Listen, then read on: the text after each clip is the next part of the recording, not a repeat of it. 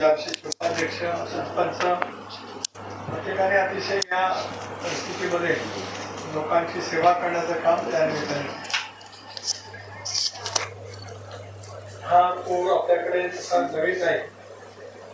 अलीकडच्या कालावधीमध्ये निसर्गाचा बदललेला समतोल आणि त्याच्यामुळे अशा वेळीचं वातावरण आपल्याला पाहायला मिळतं. तर पाऊस फार उशिरा सुरू झाला, त्याच्यामुळे सुरुवातीच्या पेरण्या त्याही खोळंबल्या आणि आता सुरू झाला तो अतिवृष्टी आहे. अजून 1-2 दिवस त्या ठिकाणी सांगितलेलं आहे.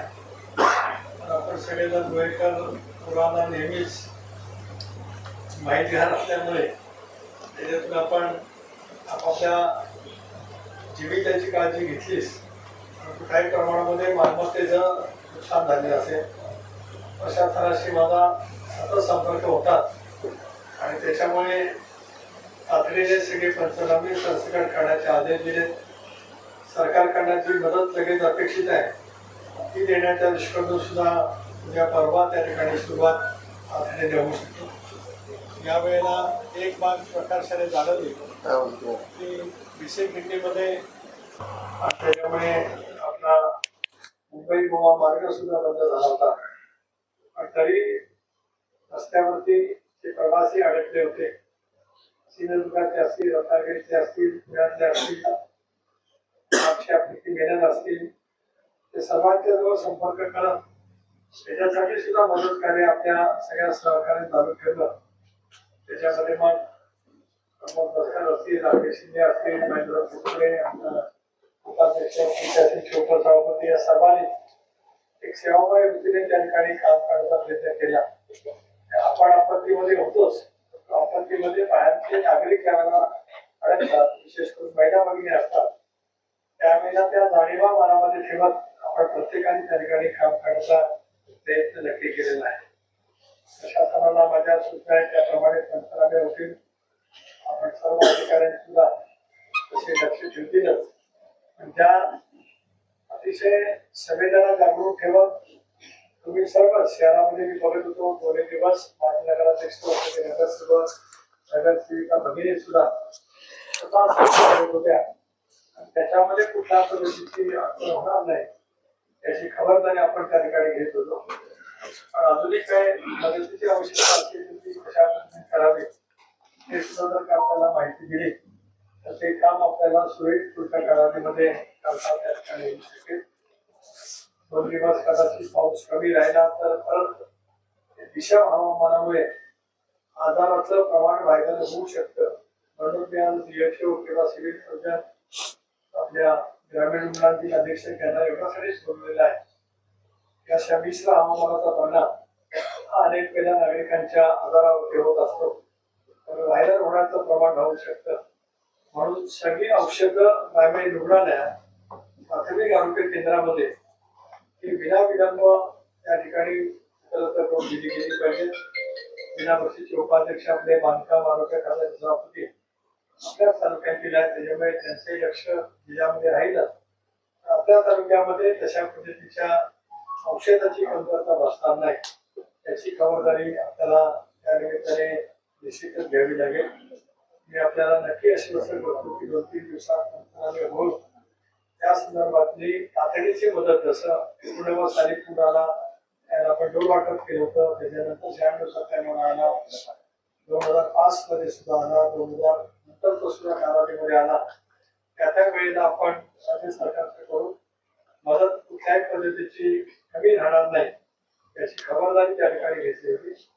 थोडक्यात काही समस्या असतील त्या जरूर मांडल्या जाव्यात जेणेकरून त्याचं निराकरण करता येईल. कारण संध्याकाळी माझी मुंबईमध्ये महत्वाची काही मंत्र्यांच्या वरती बैठक आहे, त्याच्यामुळे यामधून काय आवश्यकता असेल थोडक्यामध्ये जर काय ते सांगितलं तर त्याची सुद्धा माहिती त्या ठिकाणी आपल्याला करता येऊ शकेल. पेरणी लावणी त्याच्यामुळे लावणी लागू शकते, कृषी खात्याचे अधिकारी सुद्धा आहेत, त्याच्यामुळे तो हंगाम होत असताना खताचा तुटवडा होणार नाही यासाठी आर्थिक अधिकाऱ्यांना मी पहिल्यापूर्वीच बोललेलो होतो की आपल्या जिल्ह्यामध्ये युरिया किंवा ईश्वर खत जे RCF उत्पादन करतं ते आपल्या जिल्ह्याला उपलब्ध व्हावं अशापैकी उपलब्धी झाल्याचं त्याच्या कृषी अधीक्षकांनी मला सांगितलेलं होतं. तरी काय त्रुटी असली तरी काही शेतकरी ग्रामीण भागातले आलेले आहेत त्यांनी जर काही त्या संदर्भात माहिती दिली तर त्या बाबतीमध्ये सुद्धा आपल्याला सूचना त्या निमित्ताने देता येऊ शकतील. नागोठण्याचा रस्ता तर सुरू झाल्यामुळे जातानाच नागोठण्याला भेट देण्याचा प्रयत्न करणार आहे, कारण 3 दिवस नागोठण्याचा संपर्क कोणाशीच नव्हता. पेठ खिंड बंद होती, पलीकडा बंद होती, दिशे खिंड बंद होती, पाणी मार्ग सुद्धा बंद होता.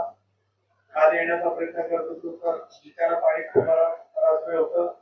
त्याच्यामुळे आज जाताना त्या ठिकाणी सुद्धा भेट द्यायला होणार आहे. आपल्यापैकी कोणाच्या थोडक्यात काय सूचना असल्या तर त्या सांगितल्या गेल्या तर अधिकारी वर्गाला त्या निमित्ताने लगेच सांगता येईल. इतरही बाबतीमध्ये मला जे काय अधिकारी वर्गात सांगायचं आहे ते मला त्या निमित्ताने सांगता येईल. अचानकच रात्री उशिरा आलो तुम्हाला कळवला. एवढ्या अवधीमध्ये सगळे प्रमुख सहकारी आले, अधिकारी वर्ग आला.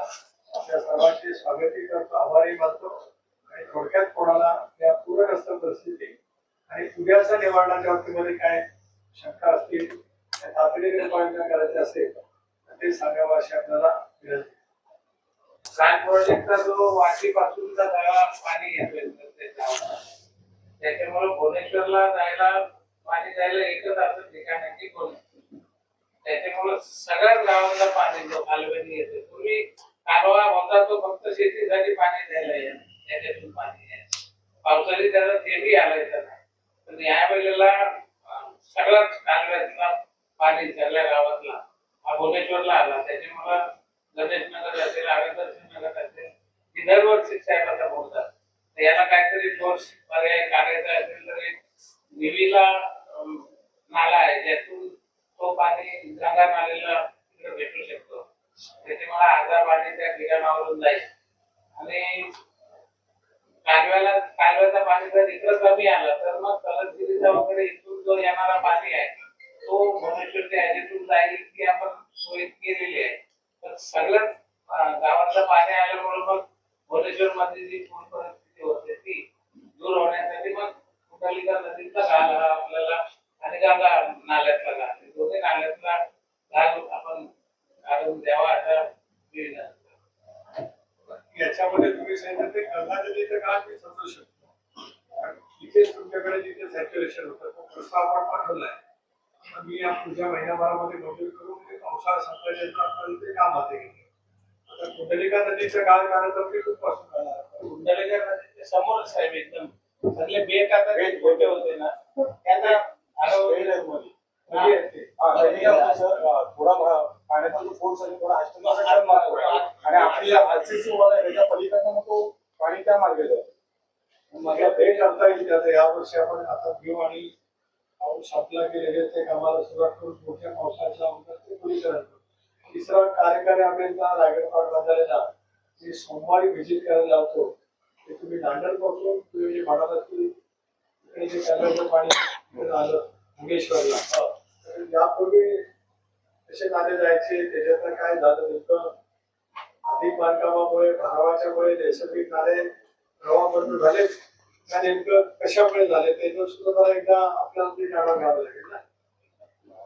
वरसगाव अंगणवाडी संभाजी पालेमध्ये पूर्ण कॅनल बंद होता, ओव्हरफ्लो झाले. त्यामुळे पाणी आल्याने पूर्ण सगळं झालं. नदीकाठी पूर्ण सवलत म्हणजे कॅनलचं पाणी पडले जातं. कॅनलचं पाणी देण्यात कंटिन्यूचं कारण काय? शेतकऱ्याने पूर्वी पाणी तर मागे जायला नाही द्यायला पाहिजे. आणि जे पाणी शेतकऱ्यांना जायचं पाणी तिथं पाणी बंद झालं. ते पाण्याचा फ्लो कमी झाला. तिथून जो मार्ग होता पाणी जायचा कॅनल मधून खाली शेतकरी घेतला पाणी घेऊन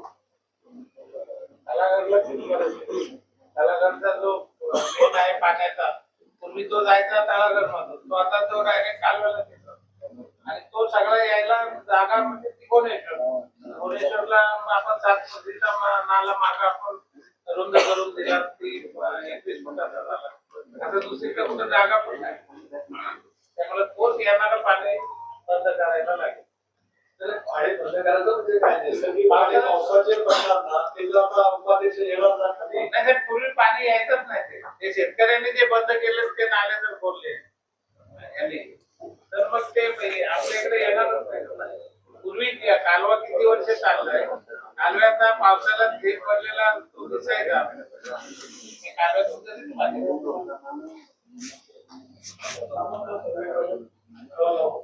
ते नसेल तर नला नेहमीची एक ना एक जी होल गेलेली आहे ती मोठी आहे ते शुद्धीकरण आणि खोलीकरण करून केलं तर ते रिअलशीच्या पाठीमागे असं ते जाईल तर इथे समजा करायचं ती झालं जागा तर झालेलं आहे. करायचं झालं तर तो नैसर्गिक नाला तरी असला पाहिजे. सरकारी केंद्र. तो ज्या जागेची नाही तो त्याने तिथे कुठे इमारत रस्ते बांधलेली पाहिजे, कुठे भराव करून नाल्याचा प्रवाह वळवला नाही पाहिजे. नाही, खुलं आहे. फक्त हे खुलं आहे. त्यांना फक्त आता काय शेतकरी शेवटी तिथं आजूबाजूला शेतकरी आहेत. त्यांना मग जायला एका दोन ठिकाणी त्यांना हे जागा वगैरे बांधायला लागतं. एज्युकेशनला पाणी करून ते सांगायला लागेल. साहेब नमस्कार. आपण रॉयला रेस्क्यू बोट गेली कित्येक वर्ष होती, पण नंतर ती बिघाड झाल्यामुळे ती खराब झाल्यामुळे ती कुठेही वापरण्यात आली नाही. मध्यंतरी आपण कलेक्टर साहेबांना फोन लावलं ते म्हणजे देतो, पण नंतर आपल्याकडे रॉयल अचानक आता पूर आला. गेले 4-5 दिवस पाणी भरपूर होतं. सन्मान्य मंत्री महोदया आदितीताई आल्या, आमदार अनिकेत भाई यांच्याशी आमचे सगळे नगरसेवक यांनी संपर्क साधला आणि त्यांनी ताबडतोब 5 बोटी, एक बोटीच्या बदली 5 बोटी इथे रोह्यासारख्या ठिकाणी पाठवल्या. त्याचा उपयोग किल्ल्यामध्ये पण झाला, घाटामध्ये पण झाला आणि वरसेमध्ये पण झालं. त्याबद्दल त्यांचे पहिले आभार मानतोय मंत्री महोदय आणि अनिकेत भाई यांचं. पण साहेब आपल्याला विनंती करतो की रोहे नगरपालिकेला एक वरसेला कायमची बोट जर असेल इथे तर अचानक कधी काय उद्भवलं तरी त्याचा उपयोग नक्की हे राहील याच्यामध्ये. आपण कलेक्टर साहेबांना आदेश द्यावं का बाबा रोहित शहराला जी पहिल्या बोट होत्या त्या कायमच्या त्यांना देण्यात याव्या, म्हणजे आपल्याकडे ती दुसरी टीम पण आहे जी त्यांच्या ताब्यात देण्यात आहे. आणि जशी एनडीआरएफ टीम माडला काम करते तशी या पावसाच्या दिवसांमध्ये निदान एक टीम तरी आपल्याकडे एक 5-6 जणांची एनडीआरएफ जसं माडला तर आपण त्यांना राहण्याची सोय नगरपालिका करू शकते, त्याची सगळी व्यवस्था करू शकते. आपल्याला एक विनंती राहील साहेब, आणि आपण एकदा शब्द टाकला का ते एनडीआरएफ म्हणजे त्या टीमची आतापासूनच ती माहिती द्यायला लागते. तर रोहित शहराला पण ह्या आपत्कालीन काळामध्ये एनडीआरएफचा एक तुकडी इथं भेटावी ही आपल्याला विनंती करतो. त्याचं एक नगरपालिकेचं पत्र घ्या.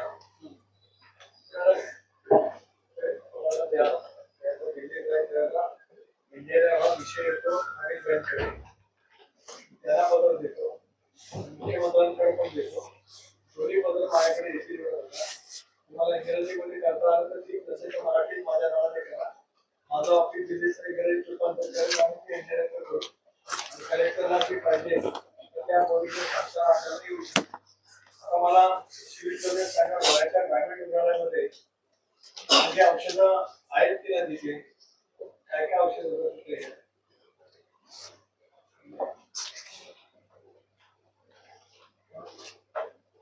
सर नमस्कार.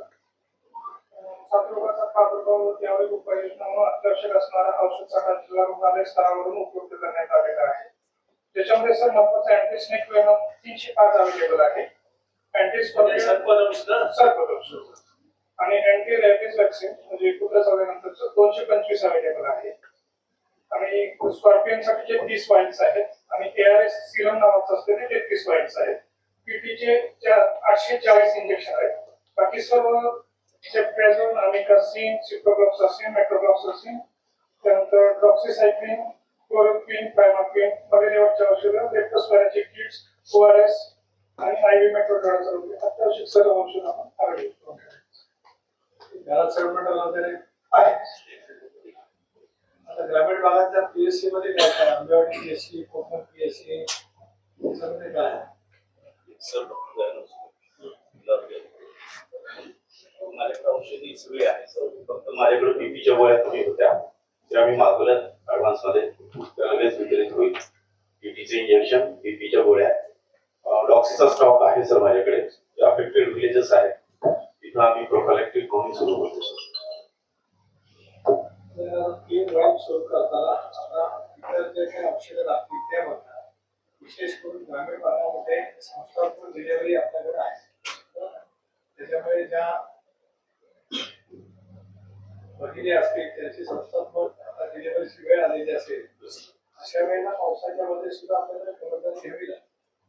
त्यांची बरोबर राहिल्यापासूनची नोंदणी करत वेगवेगळ्या तपासण्या असतील, त्या पावसाच्यामुळे त्यांची तपासणी हाता कामा द्यायची खबरदारी घेतली पाहिजे आणि योग्य वेळेला त्यांची प्रसूतीची वेळ येईल त्याच्या 1-2 दिवस अगोदर डॉक्टर उपलब्ध असले पाहिजे. त्यामुळे आपल्या तालुक्यातल्या पीएससी मध्ये सगळीकडे डॉक्टर आहेत का म्हणजे वेजोली, त्याच्यानंतर मग आंबेवाडी, कोकण, नागोड, 4 पीएस आहेत आपल्याकडे आणि सब सेंटर आहेत. मला असं वाटतं ढाकाला एक सब सेंटर आहे आता, ढाकाला सब सेंटर आहे. मला असं वाटतं आंबेवली आहे. त्याच्यानंतर मध्ये मेढ्याला एक सब सेंटर आहे, मेढ्याला त्या ठिकाणची काय नेमकी उपलब्धी आहे? मला सूचना काय आहे आणि आज तुम्ही गेल्यावर उपाध्यक्षांना तुम्ही बसा, PSC ला उपलब्ध करा, सब सेंटरला पण उपलब्ध असेल पाहिजे. अनेक वेळेला कसं असतं की आपल्या सब सेंटर मध्ये तिथे मातांची नोंद झालेली असते गेल्या वर्षी, एका PSC ला तुम्ही आणता असं नाही, काही वेळेला सब सेंटरला पण डिलिव्हरी होऊ शकते ना, तर तिथले औषध उपचार सगळे असले पाहिजे. आता जे सिव्हिल सर्जन सांगितलं की रोयात काय काय आहे, तसं सब सेंटरला तिथे ANM असेल का नाही, तर ANM सुद्धा काही प्रमाणामध्ये इंजेक्शन देऊ शकतात. अगदीच काय स्वेट बाईट वगैरे झालं तर तुम्ही PSC ला आणा किंवा इकडे आणा, तर झालं तर ते तुम्ही इकडे आणा, पण बाकीचे तरी तिथल्या लोकल स्तरावरती सगळं असलं पाहिजे ना, थोडं उपलब्ध करा. आणि जर का औषधाची कमतरता असेल तर तुम्ही लगेच प्रस्ताव कलेक्टरकडे पाठवा. त्यामध्ये उपकेंद्रामध्ये येत नाही, पद्धती नाही, त्यामुळे उपकेंद्र आपली जवळजवळ पडून नाही.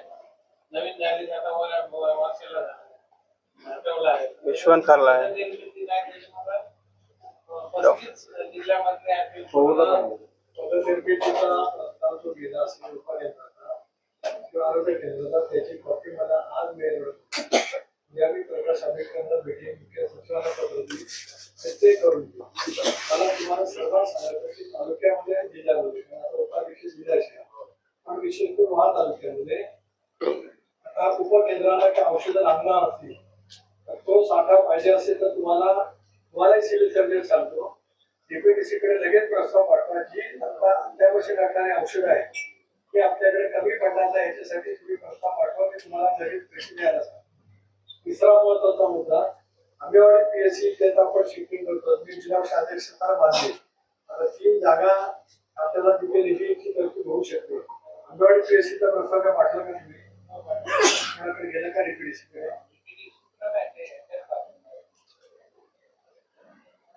CSR मध्ये CSR मध्ये कशाला ते जर का आपल्याकडे पैसे आहेत, CSR फायनान्स मध्ये काय आहे?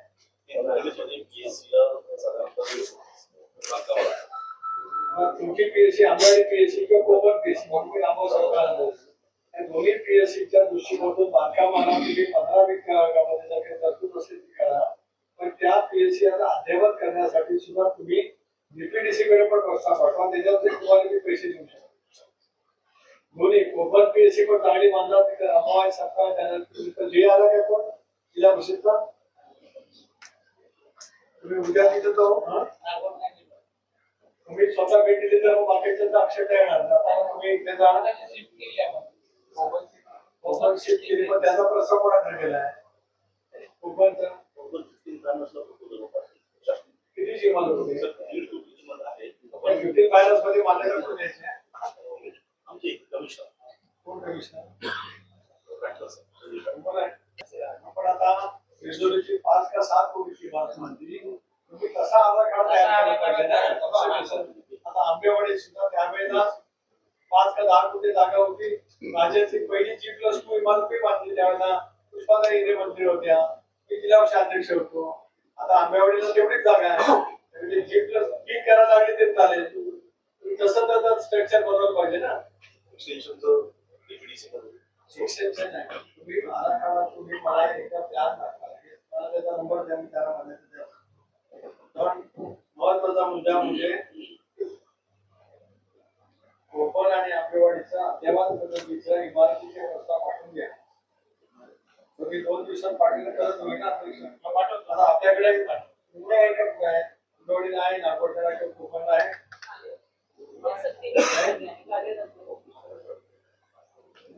काँग्रेस म्हणजे त्यांचा ड्रायव्हर नाही, हे नाही, ते नाही असं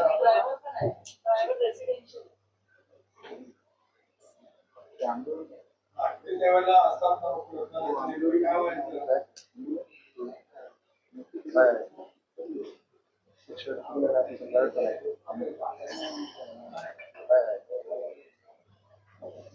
माणूस तुम्ही आराखडा त्याला चांगला देण्याकडे होऊ शकतो ना.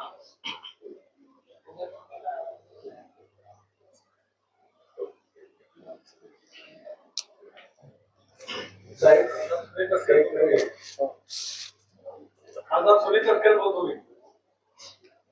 ऐकू येते? खासदार सुनील तटकरे बोलतो. कॅन यू हिअर मी? अटकर साहेब, ते रायगड जिल्ह्याचे रोहा तालुक्यातले आंबेवाडी आणि कुपन हे PSC चे प्रस्ताव 15-20 जागांतून मान्यतेसाठी आपल्याकडे पाठवले. मान्यता द्या ना आज उद्या. रायगड जिल्हा परिषदेने पाठवलेली आहे. माझ्या सोबत DHO आहे ना, तर इथे मी कॉपी पाठवतो तुम्हाला, देतो.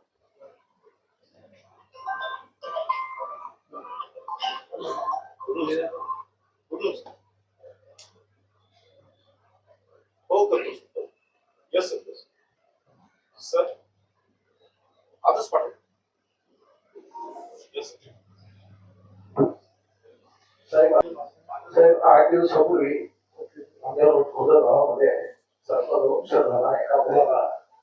तर आपल्या दवाखान्यात त्याला डायरेक्ट अलिबागला पाठवला.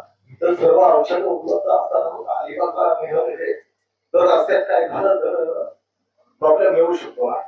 8 दिवसापूर्वी माझ्या घरात मुलाला चावला होता सर्पदंश. अलिबागला आम्हाला सांगितलं इथून. तर सगळी व्यवस्था इथे झाली तर बरं होईल. पावसाळ्यात त्यांनी आढावा घेतला. सर्पदंशाची किती इंजेक्शन आहे? जवळपास 250 कॉम्बिनेशन आहे. विंचूची किती आहे ती त्यांनी सांगितली. अनेक वेळा पट्टी कुत्रे चावतात ती त्यांनी सांगितली. आता तुम्ही जे सांगताय ते आता विचारून घ्या ना. तो मुद्दा तर विचारू आहे. कोण आहे? दरवेळीचा मुद्दा आहे. दरवेळीचा मुद्दा आहे गव्हर्नमेंट हॉस्पिटलमधला की लोक हात झटकतात. असा बऱ्याचदा इथं आला पेशंट नाही होत त्याला पाठवून द्या.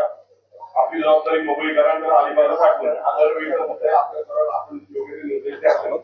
साधी जखम जरी झाली ना तरी अलिबागला पाठवा. आणि साहेब 4 दिवसापूर्वी एक लेडी पण त्यासाठी प्रेग्नन्सीसाठी आली होती. ती तर नॉर्मल होती आणि आता गेले 6 दिवस तिला तिथे ऍडमिट केले. त्यांच्या राहण्याची सोय नाहीये. त्यांना अजून सोडलं पण आणि इथं नॉर्मल होती आणि तिकडे अजून त्याला सोडलं नाही. इथे होणार तिकडे नेलं. इथे डॉक्टर सगळे हात झटकतात. माताडे म्हणून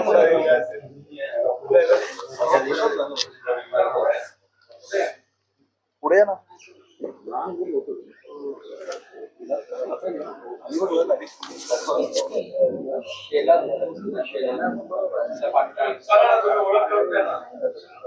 सर मी डॉक्टर शशी वामनराव साहेब वैद्यकीय अधीक्षक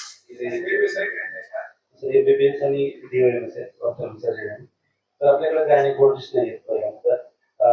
नागोठण्यावरून आपण त्याला पेमेंट बेसिसवरती म्हणजे सीझर करण्यासाठी अडचणीच्या वेळेस घेतलेले. इमर्जन्सीला ते येत नाही. फक्त सिलेक्टेड असतील किंवा इलेक्टेड सीझर असतील तर येतात. ते जोगळे टाकून त्याला आपण रिक्वेस्ट करतो तरी 5-6 सीझर होतात तिथं. आणि स्नेक बाईटच्या बाबतीमध्ये आपल्याकडे औषध साठा आहे. त्याला आपण योग्य ते औषध उपचार करून पुढील तज्ञ डॉक्टरांचा सल्ला घेण्यासाठी आपल्याकडे एमडी मेडिसिन नाहीये. त्यामुळे अलिबागला ICU आहे. तिथं ट्रेंड स्टाफ आहे, ट्रेंड डॉक्टर आहेत, इंटेन्सिव्हिस्ट असतात. पेशंटच्या म्हणजे त्यांचा उपचार करणारा किंवा त्यांच्या आरोग्याला काही धोका निर्माण झालेला तिथं सेटल आपण पेशंटला उपचार देतो आणि नंतर मग त्यांची तक्रार अशी आता विधानामुळे त्यांचं असं म्हणणं आहे की इथे प्राथमिक उपचार सुद्धा होत नाही. परवाची जी केस विशेष कोणत्या आपण दिलेले आहेत आपण सर्पदंशाची औषधं देतो त्यांना. त्या पेशंटला दुधीच्या बाहेर काढतो आणि पुढे आणखी कदाचित एक बरोबर आहे. काही वेळेला सर्पदंशाचं प्राथमिक उपचार झाल्यावर पुढचं कदाचित आजार बळावू शकतो. अशा वेळेला अलिबागला त्या ठिकाणी गेल्या रुग्णालय असल्यामुळे तिथे जास्त व्यवस्था आहे. तुम्ही म्हटलात ते जर काही खरं असेल की अजिबात प्राथमिक उपचार न करता ते पाठवत असतील तर ती बाब गंभीर आहे. माझं म्हणणं असं आहे की तुम्ही डेटा तयार करा. गेल्या महिन्याभरामध्ये आपल्याकडे आलेले सगळे पेशंट त्याच्यामध्ये तुम्ही उपचार काय केले आणि उपचारार्थी बरे किती गेले आणि उपचाराच्या आधी उपचारासाठी तुम्हाला अलिबागला पाठवले तो भाग आहे. तिसरा तुम्ही सांगितलं तुम्ही आता MBBS आहात, आपण नॉर्मल डिलिव्हरी होणार असेल तर नागोठाच्या डॉक्टरांना सुद्धा बोलण्याची गरज काय, सिझेरियन कशाला करायला लागेल? नॉर्मल डिलिव्हरी आपली 25 होतात. काही गुंतागुंतीचे असतात, काय बरेचदा पेशंट म्हणजे त्या लेडीज आहेत ते बेड डाऊन करत नाही, म्हणजे जास्त हे करत नाही. मग त्याच्यामुळे बेबीला कधी कधी काय होतं ऍस्पेक्सिया होतो, तो होऊ शकतो. मग अशा वेळेस दोन गोष्टी मानल्या. एक तर नैसर्गिक होत असेल तर इथल्या डॉक्टरांनी केली पाहिजे, हो, एका शिक्षक असतील त्यांनी केली. दुसरा महत्वाचा भाग की सिझेरियन करण्याची वेळ आली तर तुम्ही नागोठण्यावाला बोला. नागोठण्यावाला बोलत तर ते खाजगीच आहे, येस खाजगीच आहेत ना. आता बाहेर असेल रोग तज्ञ नाही सर ते ते काय सांगा मला. बाहेर मी तुम्हाला सिरियस आता सांगतो, आता मी जाण्याच्या आत डोळ्याचे स्त्रीरोग तज्ञ असतील त्यांना त्याच बेसिसवरती नेमण्याचं पत्र द्या. त्या डॉक्टरांना नकार दिला तर नगराध्यक्षांनी सांगा ही त्या डॉक्टरांना विनंती करतो. Nothing doing. इथे स्त्रीरोग तज्ञ आहेत, इथल्या स्त्रीरोग तज्ञांना तुम्ही अपॉइंटमेंट पत्र जाण्यापूर्वी शेअर द्या, मला कॉपी पाठवायची. कोण डॉक्टर स्त्रीरोग तज्ञ बघा, त्या डॉक्टरांना तुम्ही पण विनंती करा. तुम्ही सांगा. म्हणजे माझ्या सांगण्याचा बघितला तर काय की नागोठ्याला निर्रोग करणार, त्या येणार ते येणार नाही, त्यापेक्षा इथे जे आहे त्यांना नेमले पाहिजे. आणि त्यांनी अशा पद्धतीचा त्यांना विनंती करा. खाजगी ते म्हणतील की माझे दवाखान्यात जाणं तर तसं नाही. एखाद्या ग्रामीण भागातल्या कमी उत्पन्न असलेल्या महिलेची सिझेरिंग करण्याचे पाय आली तर ती आपल्या जिल्हा रुग्णालयामध्ये आपण 50 बेड केले, ऑक्सिजनची सगळी व्यवस्था काही तिथे केली, डायलिसिसचे 2 मशीन आहेत, तिथे रुग्णाला मशीन मी आता तिसरी केली ती पण आहे. त्याच्यामुळे आता कुठल्याही गोष्टीची कमतरता नाही. कमतरता एका गोष्टीची इच्छाशक्ती. वैद्यकीय सेवा देण्यासाठी जे उभी सगळेजण तुम्ही सर्वांनी वैद्यकीय सेवा दिली पाहिजे. आणि ज्यावेळेला निष्णात डॉक्टरांची गरज असेल तसं आता गायनाकोलॉजिस्ट लागेल त्याच्या केली इतर जर काय तुम्हाला तुम्ही हायर करता का पॅकेजेस मध्ये आपण हायर करतो. जसं आता नावं सांगितली त्या लोकांना आपण अप्रोच केलेला होता.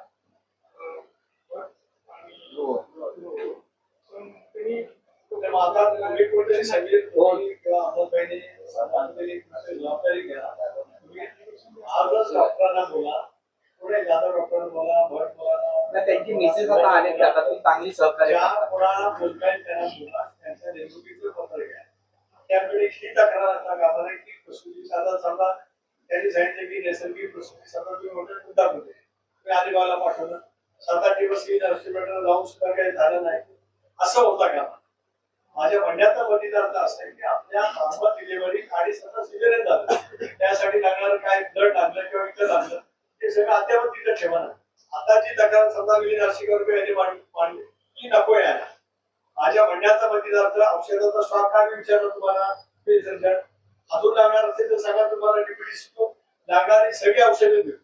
तुम्हाला याच्यासाठी काय अजून हे लागणार असेल यंत्रसामुग्री ती सांगा. हॉस्पिटलची यंत्रसामुग्री लागणार असेल, साधन सामुग्री लागणार असेल, प्राथमिक आरोग्य केंद्राची असेल, ते काही गोष्टी लागणार असेल ते आताच सांगा. तालुक्यामध्ये आता साथीचे रोग बळावतील, जसं पाऊस कमी अधिक होईल तसं साथीचे रोग बळावतील. अशा वेळेला किमान आपली वैद्यकीय सेवा उपलब्ध असली पाहिजे ना. तालुका क्रीडा संकुल समिती आपण तालुक्याच्या क्रीडा स्पर्धा असतात. आता तुम्ही तिसरीकडे केलं तालुक्याची क्रीडा स्पर्धा असतात त्यावेळेस उपजिल्हा रुग्णालयामधून आपल्याला पुरेसा प्रथमोपचारासाठी साहित्य दिलं जात नाही. आपल्याला जावं लागतं कोलाडला, जावं कोलाडवरून आणावं लागतं. कोलाडवाले देतात, रोहावाले देत नाही. सर औषध साठा आपण देतो त्याला, फक्त ते जी मागतात सर्व औषध साठा आम्ही अलिबागून आलेला असतो त्यांना आम्ही 750 ते 800 विद्यार्थी असतात सर स्पर्धांमध्ये. नाही, आम्ही जिल्हा रुग्णालयातून औषध साठा आणतो आपल्या रुग्णासाठी. आपल्याला 150-200 मला एक मिनिट बाकी साहेब तुम्ही जिल्हा रुग्णालयाला ही सिस्टमच आहे. नवीन मला ते सांगण्यासाठी काही गरज नाही. 40 वर्ष ते करतात. तुम्हाला जिल्हा रुग्णालयातून जेवढा साठा पाहिजे की जो साठा एक्सपायर होणार नाही असा जेवढा साठा पाहिजे तेवढा आता मागा त्यांना आज संध्याकाळी उद्या द्यायला सगळ्या औषधांची, सगळ्या आजारावरची सगळी औषधांची इंजेक्शन सहित स्थिर व्हायला लागणार असतील तुम्ही आता हे पण इथंच आहे ना आपल्या बाकी समजा आपल्याला सलाईन द्यायला लागलं तर सलाईन सगळ्या पद्धतीचं आहे की काय काय ते सुद्धा उपलब्ध करा पण त्यांची तक्रार गंभीर आहे ना. अँब्युलन्स पण दिले नाही गेल्या वर्षी. 2 वर्ष अँब्युलन्स दिलेच नाही अजिबात. या ज्या शासकीय क्रीडा स्पर्धा आहेत या शासकीय क्रीडा स्पर्धा ह्या सरकारने घ्यायच्या स्पर्धा सरकार घेत. आता तर गेल्या विट्यामध्ये पीएम साहेबांनी आम्हाला सांगितलं खासदारांनी की तुम्ही पण सगळीकडे स्पर्धा घ्या. ते ठीक आहे पण तिथं ज्या शालेय क्रीडा स्पर्धा होतात त्यांना तर तुम्ही दिलंच पाहिजे ना. आणि आपल्याकडे औषधाचा साठा कमी असेल तर सांगा मला पण त्याच्यासाठी लागणारा निधी उपलब्ध करून देतो ना. सद्यस्थितीत आहे पण तुम्ही म्हणताय तसं या पुराच्या परिस्थितीमध्ये नवीन आजार जे वाढणार आहे त्याच्यासाठी वाढीव तरतूद तुमचं ते पॉलिसी आहे.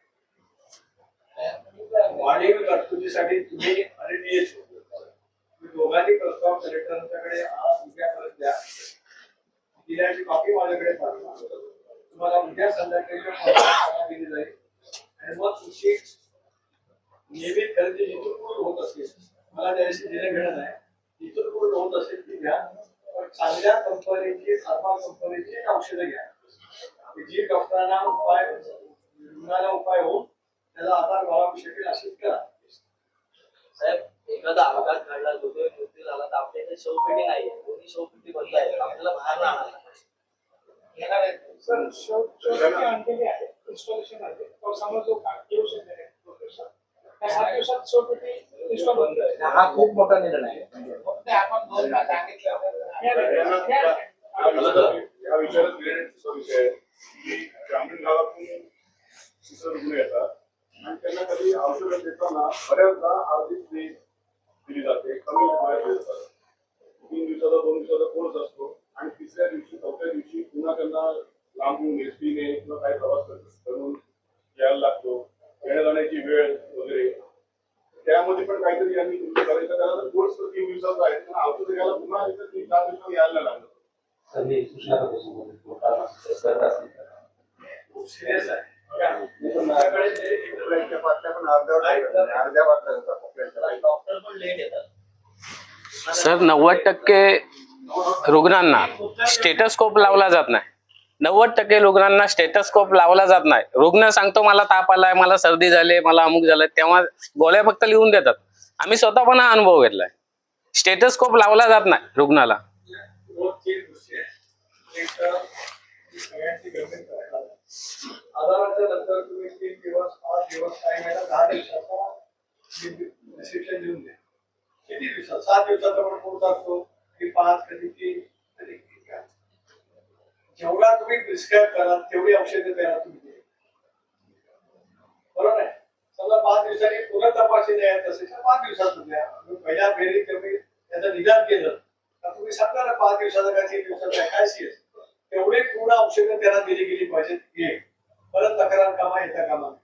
त्यांनी जी तक्रार केली ती अतिशय गंभीर आहे की रुग्णाने काय होते सांगितलं किमान तपासणी तर केली पाहिजे. स्टेटस खूप लावून कधी तपासणी करणं त्या पायखान्यात थर्मामीटर लावणं त्याचं ब्रिदिंग पायखान्या व्यवस्थित होणं हे तर काम आलं ना. हे कधी लावत नाही. असेल तर ते गंभीर आहे ना. वेळेचं बंधन नाही सर. डॉक्टर वेळेवर कधी हजर नसतात. ताटकळलेले असतात पेशंट. काय करत नाही. आपण काय नाही करत असं नका बोलू. समज होणार नाही ते मला गंभीर वाटलं ते मी लगेच सांग. वैद्यकीय सेवा देणाऱ्यांच्या वरती ते अजिबात देत नाहीत असं बोलून त्यांच्यावरती सुद्धा अन्याय नका करू. मला हात जोडून सगळ्यांना सांगतो कमतरता असेल तर त्याला लगेच त्याचं सस्पेंड करेल. पण विनाकारण सुद्धा बोलायचं म्हणून बोलू नका ना. तोच विषय आपण टोचून बोलायला लागलो तर त्यांनी आपल्याकडे जेवण देऊन काम केलं पाहिजे असं पद्धतीने आपल्याकडे मागून ठेवली पाहिजे ना. एकदम सारख्या तक्रार केलं मी सांगितलं ना ज्या सांगायचे ते त्यांना सांगून झाले ते डॉक्टर सारखी आहे.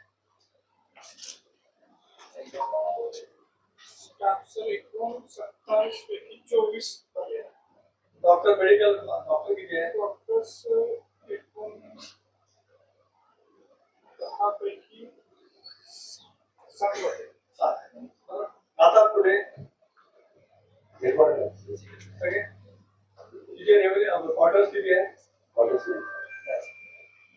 सगळे बाहेर होतं बाहेर शहरात रोहायलाच राहतात. तिथे कॉर्नर पाडण्यासारखी जागा आहे जर तो तिथे असेल ती एक प्रोजेक्ट तिथं ती जुनी बिल्डिंग आहे ती पहिली तिथे एक असायची ती बाजूलाच आहे तिथे आता मला तुम्ही राहता का तिथे नाही, सुट्टीकरण आहे. हा एडिटचा पहिला हे होतं ते ते सुट्टीकरणामध्ये MCH चा कार्यक्रम असतो. त्यावर बाळांचं लसीकरण कधीतरी म्हणजे आता बघा, कोरोना लस वगैरे होऊ शकते आहे जागा. तिथे तुम्हाला आवश्यक आहे ते सोडून जागा उपलब्ध असेल तर त्या जागेचं लगेच प्रस्ताव घ्या. तिथेच इमारत बांधण्याचा स्टाफच्या त्याला सुद्धा मी त्याचा पैसे देऊ शकतो. स्टाफ समजा ट्रान्सफर स्टाफ त्याला किती 750 स्क्वेअर फीट असेल तर तसा अंदाज काही एनएम असतील तर त्याला 500 स्क्वेअर फीट मला माहित नाही लॉन्स प्रमाणे काहीतरी स्टाफ हे असेल ना त्या पद्धतीचा प्रस्ताव तयार करा. तुम्हाला किती देऊन टाकतो ना लगेच म्हणजे त्याला राहण्याची व्यवस्था होईल. आज काय त्याची तक्रार येते की व्हायला आहे पेशंट अचानक आला निरोप जाऊन येईपर्यंत जो वेळ विलंब होतो तो होता कामा सगळा स्टाफ आपला कॅम्पस मध्ये असला पाहिजे मेडिकल कॅम्पस मध्ये असला पाहिजे अशी त्याच्याची धारणा आहे. त्या पद्धतीचं सांगा मला काय असेल ते प्रस्ताव करा. जागा दिली आता तुम्ही नगराध्यक्ष कुठेतरी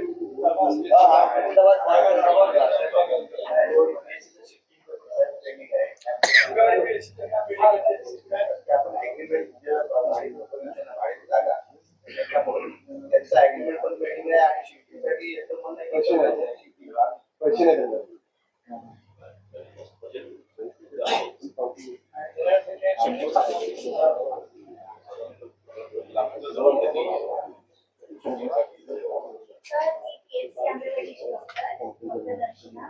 पहिला प्रस्ताव मांडला होता तर त्यांनी 1,10,000 मागणी केली नंतर जिथे आम्ही विचारपूस केली त्यांनी मग दुसरीकडे प्रायव्हेट ह्याच्यामध्ये मूळ स्टार्टर्सला विचारलं तर त्यांनी राऊंड अबाउट 1 लाखच सांगितले. मग त्याच्यानंतर पंचायत समितीच्या सदस्यांच्या मदतीनं आम्हाला एकाकडून 70 का 80 हजारापर्यंत सांगितले. तर ही मागणी थोडी पण मग त्याला काय पर्याय काय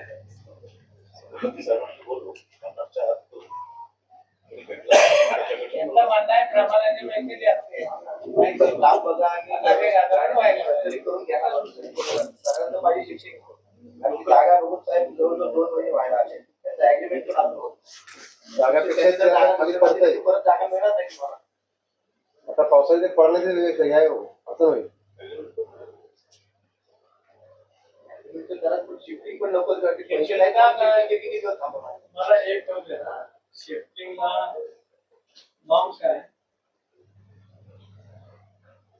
मी कशाच्या आधारित असं म्हणा किंवा 1 लाख रुपये असते खरोखर कोण जास्ती काही असेल घेऊ नका असं माझं म्हणणं पण सर्वांना ते 3 मजली शिफ्ट करायचं असेल मेडिकल इक्विपमेंट असेल तुमचं काही सामान असेल आणि पावसा किती दिवस असतील उद्या नेमकी जागा घेतल्या नाही जवळच आहे ते तिथून घाटावर शिष्य आहे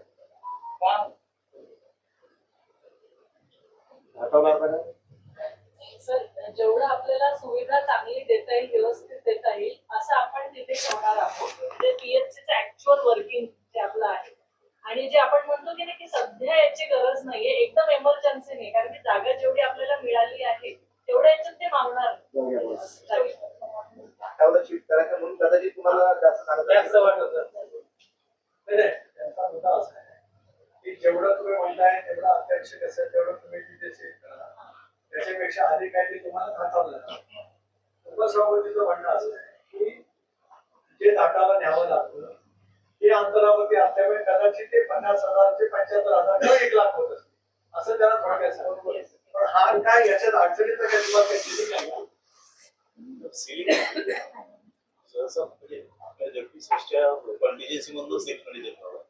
जेडपीसीच्या कॉन्टिन्युएन्सी बंद करताना याच्यात तर कुठल्यातरी दुरुस्तीच्या नावाखाली पाहिजे असेल तर त्यांच्याकडे पाठवला प्राथमिक आरोग्य केंद्रांची दुरुस्ती प्राथमिक आरोग्य केंद्रांचं बळकटीकरण तिथे लागणारं साहित्य देखभाल दुरुस्तीसाठी पैसे आहेत त्याच्या खाली शिफ्टिंगचा प्रस्ताव पाठवा आणि त्यांच्याकडे घ्या त्याचं तुम्ही द्या आणि तुम्हाला मी दुसरे पैसे देतो.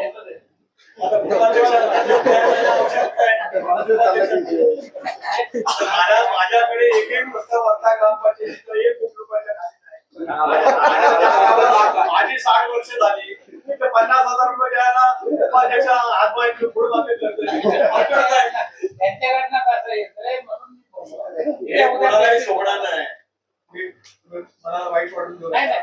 उद्या संध्याकाळपर्यंत शिफ्टिंगची ऑर्डर झाली पाहिजे. उद्या संध्याकाळ आणि सोमवारच्या शिफ्ट होऊन ती इमारत डिमॉलिश करण्याचा निर्णय झाला पाहिजे. Nothing doing. तसं आता मगाशी नागोट्याच्या ऐवजी रोहायचे डॉक्टर नेमण्याचं तुमची जबाबदारी आहे. ते रोहायचे जे डॉक्टर ते घेऊन देण्याची. त्यांना जे मानधन असेल ते नियमाप्रमाणे असेल ते दिलं जाईल एवढं बघा. आणि आता रोहायला जे स्टाफ क्वार्टर बांधायचे जागा मला दाखवा कुठे आहे ती. तिथे स्टाफ क्वार्टर आपण मंजूर करून घेऊ. म्हणजे तिथला स्टाफ तिथे आहे. आणि ते कोकणचं काय सांगा, ते रामभाऊचं तिकडचं काय, आता तिथं काय केलंय रामभाऊ, कोकणचं काय केलंय, शिफ्टिंग केलं. मग आता तिथं काय ते काय नाही, इमारत पाहिजे. बाकी काय तुम्ही आता एक इमारतीचे प्लॅन जे तयार केलं ना, ते सुसज्ज करा. आंबेवाडी जागा कमी आहे, त्याच्यात आर्किटेक्ट तयार करून बघा. त्यामुळे तर या रविवारी 12 तारखेला मी आहे. त्या दिवशी घेऊन या, त्याला दाखवा. संध्याकाळच्या वेळेला मी तिथे विषय ठेवतो. आंबेवाडीला सुधीराव सुभेदार असतील, उपसभापती असतील, यांना पण बोलतो उपाध्यक्षाला.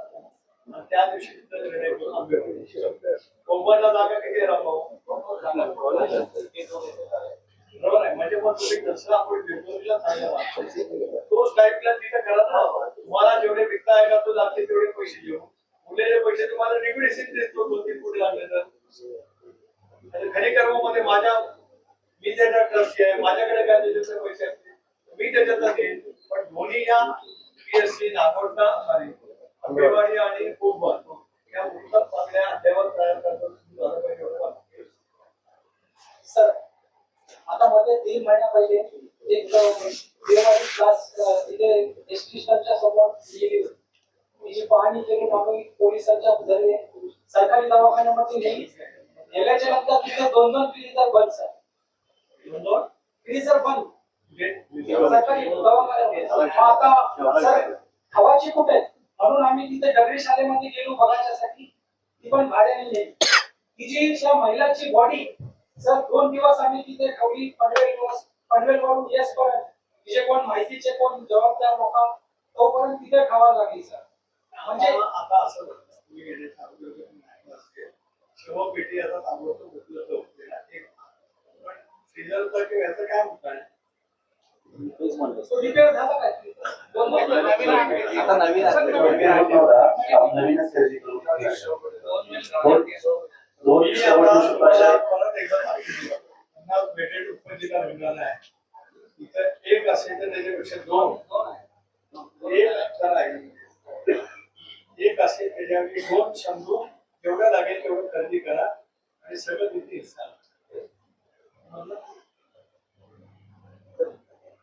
तर उपजिल्ह्यावर जे अपघाती मृत्यू झालेले होत ना त्या संदर्भात त्यांच्याकडून जे रुग्णांचे नातेवाईक असतात त्यांना किती वागणूक दिली जाते. एक तर त्यांचा अपघात झाला असं आपल्या रोहा तालुक्यामध्ये आता ते कुठे कोकणातले किंवा मुंबईतले असतात ते इथं राहत नाही.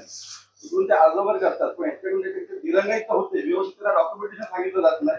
आणि जे फी घेतात फी सरकार घेतच नाही माझं वाटते. पण यांच्याकडून काय सांगितलं तर तुम्ही काय ह्याला द्याल ते द्या असं नाही त्यांनी करायला पाहिजे. ठीक आहे ती एक तर सरकारची फी त्यांनी पावती द्यायला पाहिजे. तर फी एक असा अनुभव घेतलाय मला फी पण नाही सांगितली काही नाही पण पैसे घेतले माझ्याकडून. आणि मुळात म्हणजे दिले कसे तुम्ही मुद्दाम दिले साहेब मी मुद्दाम दिले लगेच तक्रार करा. तुमच्यासारख्या सुजाण नागरिकांनी पण मी साहेब मी ऐका तुम्ही दिली असतील तर लगेच का तक्रार केली पाहिजे की हे अयोग्य आहे. त्याने घेणं जसं घेणं अयोग्य आहे तसं देणं पण अयोग्य आहे. दोन्ही गोष्टी आहे. मला फक्त एवढंच कळू द्या की अशा अपघाती सर्टिफिकेटला विलंब होण्याचं काय कारण. मेडिकल केस असेल ते PM नोट्स वगैरे बनवायला वेळ लागतो. आणि फीस मात्र तुम्हाला तुमच्या कार्यालयामध्ये साहेब तुम्ही कुठे असता कार्यालयामध्ये काही वेळेला एखादा कर्मचारी बरं वाईट वाटला चुकीचं वाटलं त्या कार्यालयाच्या प्रमुखाला आपण नक्की तक्रार केली पाहिजे. कार्यालयाच्या प्रमुखाला आपण तक्रार केली. समजा क्लार्कने काढवलं तर तिथं आज एमबीबीएस वर क्लासवर ऑफिसर आहे, लगेच आपण त्याच्याकडे तक्रार करा ना, म्हणजे दुरुस्त होईल. साहेब मला तसं नाही म्हणायचं, पण लोक एवढे सराईतपणे बोलतात ना, मला हे म्हणायचं आहे एवढ्या सराईतपणे नाही नाही ऐका ना सर. बघा आरोग्य सर मी म्हणतोय आपल्या आरोग्य कमिटीचे रिलेशन असताना तरी पण ते सराईतपणे मागतात ना साहेब, हे चुकीचं आहे. रिलेशन होते त्यांनी पण मला त्यावेळेस सहकार्य केला. आपले सदस्य असताना तर ही लोक एवढी सराईतपणे बोलतात ना, म्हणजे ते उत्सव म्हणून हा विषय तो मांडला तो. ठीक आहे ना, मांडला त्याच्याबद्दल माझा आक्षेप नाही. गांभीर्याने त्याची आणि जे नातेवाईक असतात ते दुःखी असतात, त्यांच्या त्या भावनांचा असा गैरफायदा नाही घ्यायला पाहिजे. त्याला स्टाफला काही वेळा काय होतं, स्टाफला एखाद्याला लगेच पाहिजे असतो, त्यामुळे स्टाफ अगर ती झेरॉक्स माणूस नसला किंवा तो ऑफिसला जाऊन झेरॉक्स काढू शकत नाही. त्यामुळे जर ह्याला पाहिजे असेल त्या टाइमला तो स्टाफ सांगतो हवे असेल तुम्ही झेरॉक्स काढून आणा दे, असं तो विषय होतो. त्याचा हे वेगळं केलं जातं. निलेश त्याची प्रिंट भेटते झेरॉक्स नाही. मी स्वतः त्याला 4 वेळा करून दिला आणि ते ऑनलाईन असल्यामुळे तेवढं पटकन मला कसं नाही म्हणत कालावधी जातो. माझं म्हणणं याच्या सुरळीतपणा आणि तात्काळ उपलब्धी ही गोष्टी करा. आणि तो स्थानिक त्याचा जो होता विषय तो पण ऍक्च्युली त्यांनी सगळ्या आपल्या स्थानिक डॉक्टरांशी विचारणा करूनच आपल्याला त्या तेवढ्या रकमेमध्ये ते उपलब्ध होत नव्हते, म्हणून तो नागोंड्यावर त्यांनी ती केला त्यांनी, पण आता आपण विनंती केली पाहिजे आपल्या डॉक्टरांना. आपल्या गावात आपले डॉक्टर आहेत, तर त्यांनी 2-4 वेळा केली. अरे त्यांनी नाही केली तर माझ्या डॉक्टरांना विनंती राहील रोहायच्या, पण त्यांची काही सोशल जबाबदारी नाही का रोहायच्या डॉक्टरांची. मग माझी सगळ्यांचं चांगलं नातं आहे, पण याचा अर्थ ते सोशल जबाबदारी विसरत असतील तर मलाही त्यांच्याबद्दल बोलावं लागेल. हे नाही चालणार डॉक्टरांचं. त्यांनी ना माझ्या गावात यायचं, त्यांनी करायचं चांगलं होत्या, आणखी काय मला आनंद आहे त्याच्यात. पण याचा अर्थ असा नाही की गरीब रुग्णाला किंवा गरीब महिलेच्या प्रसूतीसाठी त्यांनी पैशाची आड घालत असतील. मी नाही चालू करते कोणाची मेडिकल प्रॅक्टिस. निरोप द्या सगळ्या डॉक्टरांना. अत्यंत चांगलाच आहे प्रोग्राम. येणाऱ्या काळामध्ये आपण डॉक्टरांची मिटिंग पण आपल्या समावेश लावू. जे शहरामध्ये जे डॉक्टर आलेले आहेत त्याची सर्वांची मिटिंग आपण लावू आणि एक कमिटी असते साहेब. याच्यामध्ये आज 2-2.5 वर्ष झाले याच्यामध्ये, म्हणजे आपण खासदार मंत्री महोदय त्याची पण ह्यांची बाकीची नावं लागतात आणि त्यांची म्हणजे खासदार यांची नावं कुणाची हे लावत नाही. आता 2.5 वर्ष झाले आमदारांचं तिथं अध्यक्ष असतो आमदार त्या हॉस्पिटलचा, ते का नाही लागत. नगराध्यक्ष पदसिद्ध कोणी असतो तिथे लागत. ग्रामीण रुग्णालय सल्लागार समिती देशमुख आमदार असतील, पदसिद्ध असतात, उपाध्यक्ष, नगराध्यक्ष असतील, पंचायत समितीचे सभापती ह्या पण त्याच्यामध्ये असतात. कारण ग्रामीण रुग्णालय हे अख्ख्या तालुक्याचं कार्यक्षेत्र आहे. त्याच्यामुळे हे जे काय असेल ते तिथे ठेवा ना. म्हणजे लोकांना कळेल ना, म्हणजे त्यांच्याकडे तक्रार करतील ना, ते काय तुमची काय असेल ते सभामध्ये पोल्ट्रीचा विषय आहे, त्यांनी फायदा असेल आणि गावात उठाव घेत त्यामध्ये शेळी किंवा जनावर वरून विषाचे सोडतात खाली नदीमध्ये, त्याचा खूप काय त्रास होतो. खाली आमच्या घोसळीवाडी, दादरवाडी, बोधवाडी या ठिकाणी सर्व ग्रामपंचायत गेली, पत्रकार आणले, अधिकारी येऊन गेले, पण अधिकाऱ्यांना कळत ते गेले, त्यांना भेटले पण आम्हाला कोणाला कळवलं नाही. त्याची परिस्थिती काय जाणव. 2 गोष्टी सरपंच आहे. नवीन जे येणार होतं ते सर तुम्ही बोलायला त्यांनी बंद केलं काम. तेव्हा तो विषय सांगत माझ्याकडे सुद्धा तो करणार आहे ते आले होते परवाग्रस्त. मी त्यांना स्पष्ट सांगितलं अलिबाग तालुक्यातलेच आहे. अलिबागच्या आमदारांनी पण आणखी व्हायला सांगितलं. म्हणजे आमदारांची चूक आहे ना, तर परत कोणतरी म्हणेल मी अलिबागच्या आमदारांकडे त्या ज्यांच्या मालक आहे त्यांना मी सांगितलं त्या रविवारी त्यांना मी बोलवतो, मला बोलवतो. म्हणजे नवीन होणार आहे त्यांचा. आता जुना जो विषय आहे, जुनी परवानगी आपण केली कधी 15 वर्ष झाले. मग आता तिथे काय नेमकं होत आहे. आता काय होतं, जेव्हा पाऊस वाढतो ना तर त्यावेळेस तो विश्वास उडतो.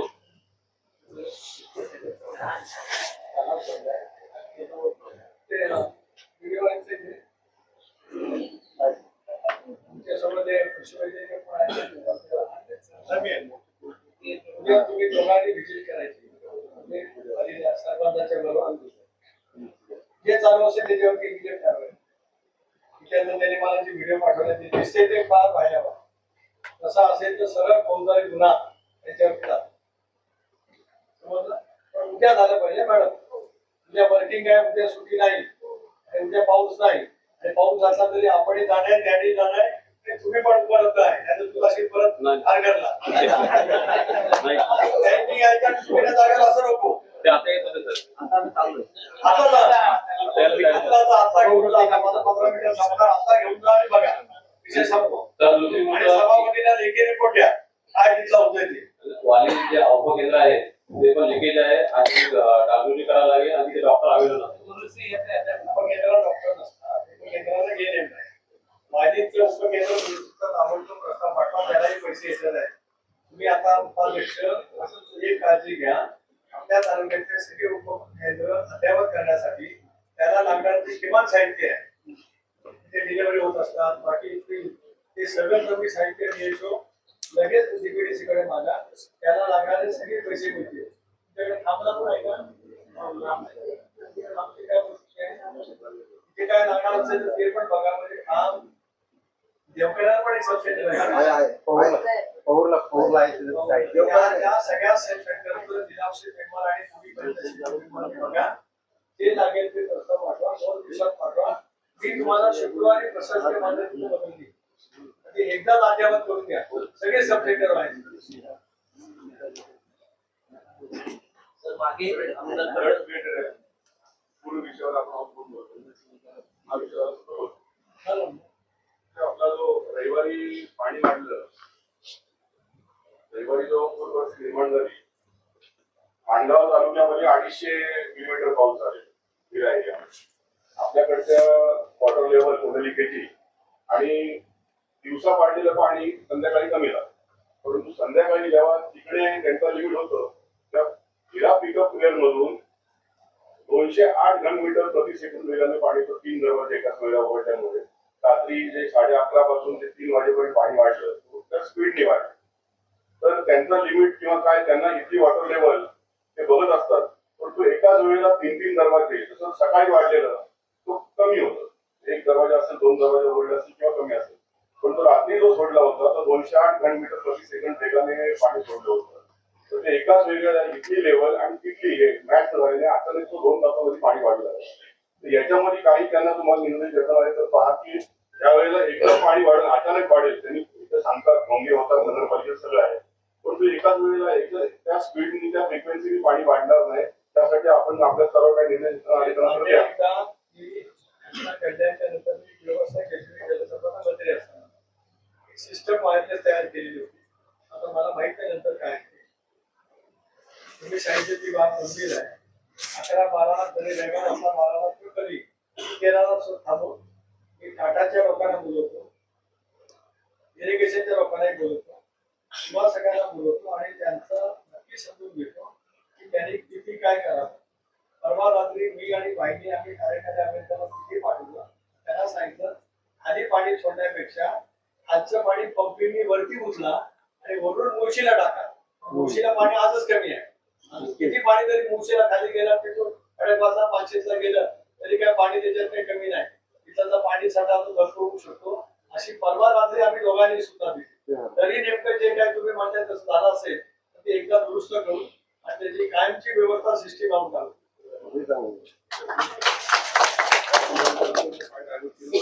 केलं ना मी रात्री त्याला 11:30 फोन केला बाहेर केला फोन तू डायव्हर्ट करा ह्याला पंपिंग करा केलंच असेल त्याने नक्की पण तरी आता त्यांनी जे सांगितलं त्याप्रमाणे एक सिस्टीम लावून देऊ किती पाऊस पडलाय त्याच्या खाली सोडायचं आज खाली आता तरी पाण्याची गरज नाही आज खरं सगळ्यांच्या समोर बोलायला हरकत नाही हे सगळं पाणी धरण बंद करून हायड्रोचा काठाचा प्रोजेक्ट बंद करून सगळं पाणी पलीकडे नेण्याचं थोडीच्या त्रुटीचं नेण्याचं चाललंय मीच एक लोकप्रतिनिधी की ज्यांनी कडक शासनामध्ये त्यावेळेला पत्रिकेवर सरकारशी केला त्याच्यात एक समिती पण घेतली गेली तो थांबवल्या गेली बद्दल ते येईल त्या दिवशी तर मोठा माझा संघर्ष पश्चिम महाराष्ट्राचा नेत्यांशी तो भाग वेगळा आला जनतेसाठी आपण सदैव सतर्क आहोत त्याच भूमिकेतून आपल्याला काम करायची आवश्यकता आहे आपल्या सर्वांचे आभार बैठक